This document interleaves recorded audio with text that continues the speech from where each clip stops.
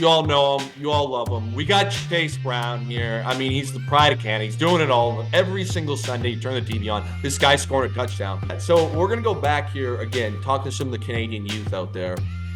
Let's go back to the London, Ontario days. We're both Southwestern Ontario guys here.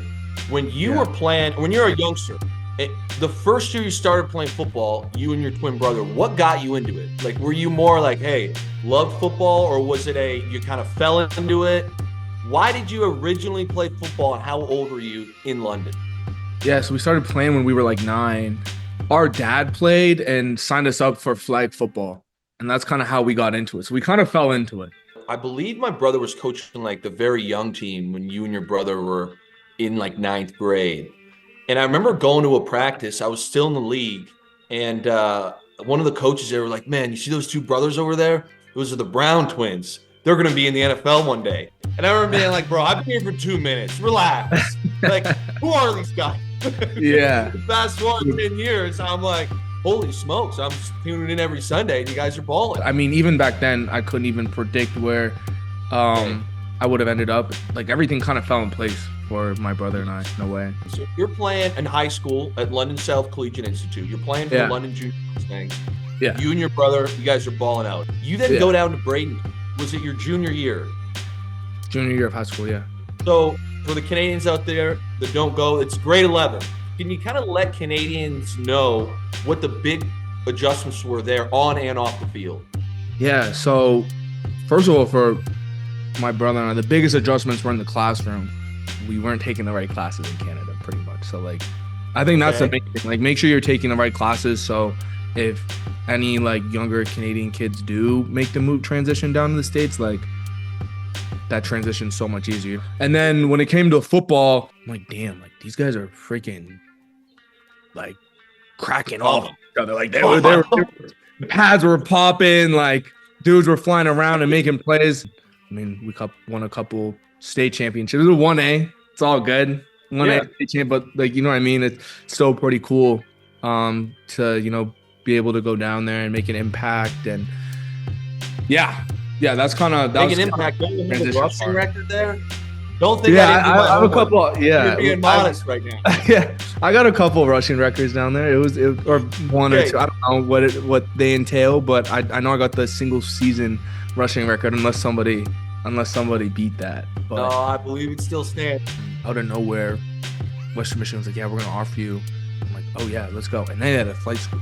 So I was kind of led to believe that the flight school was gonna work, but it didn't end up working out, which is fine, because without that not working out, I wouldn't have transferred. So now let's talk about that transfer to Illinois. Yeah. Obviously, your brother was there. Everybody knows how close you two are. I'm assuming that's the main reason you wanted to go to Illinois. I want to play my brother. Like, that's literally what I was thinking. I was like, I remember, like, looking out this is gonna sound like super corny, but I was like looking out my dorm room window and I'm like, I gotta live this life once. And I have a twin brother and I could have went to college with him, but I didn't go because I wanted to go to flight school. But now I can't do the flight school. So there's a million things going through my, but pretty much what it came down to is I had this life once, you know, why don't I go to college with my brother? Like, wouldn't that be awesome? So I got goosebumps. That's it. That was like the main that was like the main reason for me transferring. I was sleeping on my brother's floor at the end of his bed. Like, I literally had, like, it was like a dog bed. Like, that's literally, like, I had blankets on the floor. It was a nest. Let's not call it a dog bed. I understand. I had a nest at the end of my brother's bed. I slept there for, like, I don't know, 3 months. Well, anyways, got on scholarship, got off the floor. So we're at Illinois, you're balling, as is your brother. Things are going well here. And I'm trying to paint a picture for the Canadian youth now to understand. It's not just, I'm Chase Brown here. There's a lot of, like, boom, I got a battle here. Now I'm coming back. Draft day.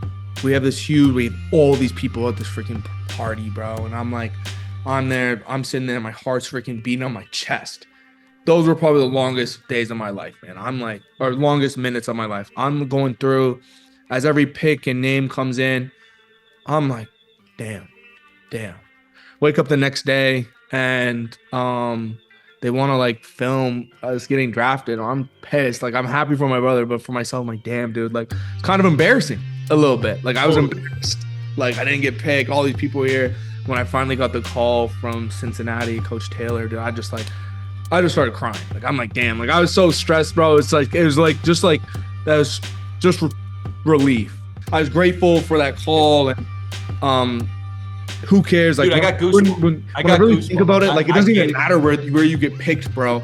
It's really about what you do when you get there. Before the draft, if I would have said, hey, give me a top 5 teams who'd shown the most interest, was Cincy going to be one of them? Like, did you kind of go into it thinking, if you would have asked, I'm like, why would Cincinnati pick me? I'm like, they have freaking Joe Mixon. Like, why do they need me there? Dude, and they had Seattle for me. I would have put them at 32. Like Samaje Perine. Yes. Like, they have 2 dudes there. Like, they have 2 dudes. Like, they don't need me. From what I kind of heard, I'm like, okay, it's one of these teams. Bengals picked me. I'm like, what? Like, the Bengals? Yeah. I'm like, awesome.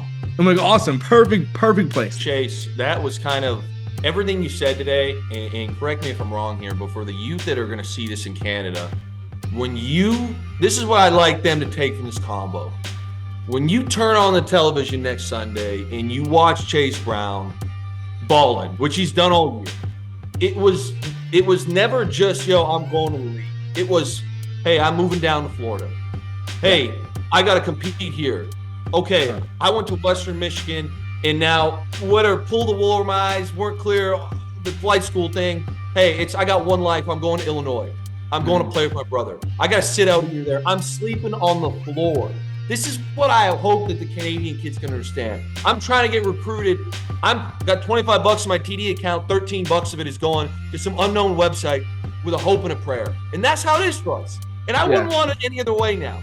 Draft day. You think draft day was fun? It wasn't fun. It was after. Draft day is a full sweat. Senior Bowl. Oh, I'm getting knocked down. Little adversity. And to me, Chase, hearing this story, dude, as a Canadian, listen to everything you just said.